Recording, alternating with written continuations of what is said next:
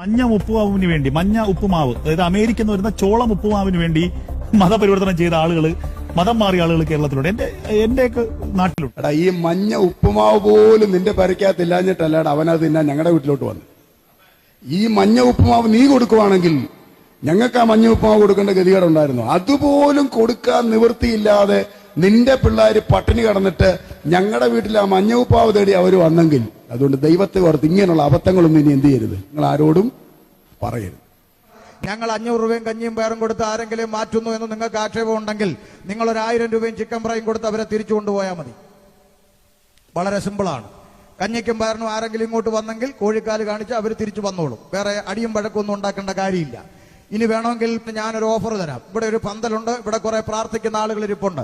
നിങ്ങളൊരു കോഴിക്കാലോ അല്ലെങ്കിൽ 1000 രൂപ 2000 രൂപ കാണിച്ച് ഈ പന്തലിന്റെ അകത്തുനിന്ന് ഒരു 50 എണ്ണത്തെ കൊണ്ടുപോകാൻ നിങ്ങൾക്ക് ഒക്കുമെങ്കിൽ നിങ്ങൾ കൊണ്ടുപോയിക്കോ. അതിന്റെ പേരിൽ നാളെ ഇവിടെ ഹർത്താലില്ല, നാളെ ഇവിടെ അടിയും വഴക്കും പ്രശ്നമൊന്നുമില്ല.